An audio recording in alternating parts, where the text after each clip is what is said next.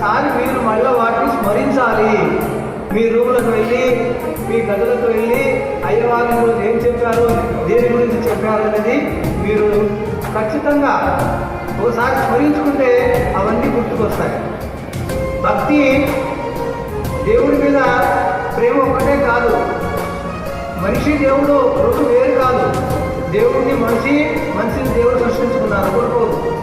దేవుడి ముందు మనకు తెలియదు, దేవుడు మనం సృష్టించాడా, మనమే దేవుడు సృష్టించుకున్నామా, ఈ రెండింటిలో చాలా గందరగోళం ఉంది.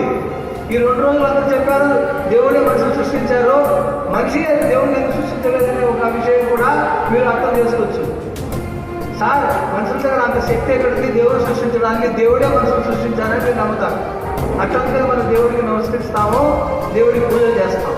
దేవుడికి పూజలు చేయడమే కాకుండా మనం నేర్చుకోవాలనేది చాలా ఉన్నాయి. మన దేశంలో కూడా అలాగే అనేక భాషలు సంస్కృతులు ఆడుతున్నారు.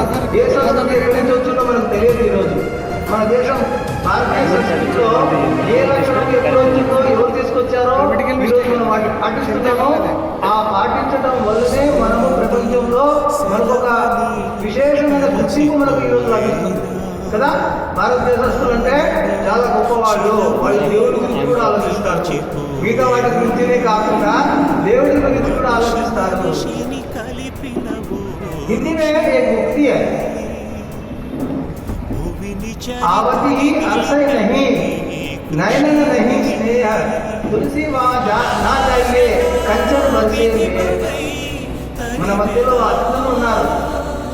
వాళ్ళు వచ్చినప్పుడు మన ముఖాల్లో కనిపించిన ఆనందం, అయ్యో వీళ్ళు ఎందుకు వచ్చారా, సేవలు చేయాలా అనుకోకుండా వీళ్ళందరూ మన మధ్యలోకి వచ్చారు, వీళ్ళు మన కొత్త విషయాలు చెప్తారు అనే ఒక ఆనందం మన ముఖాల్లో వాళ్ళు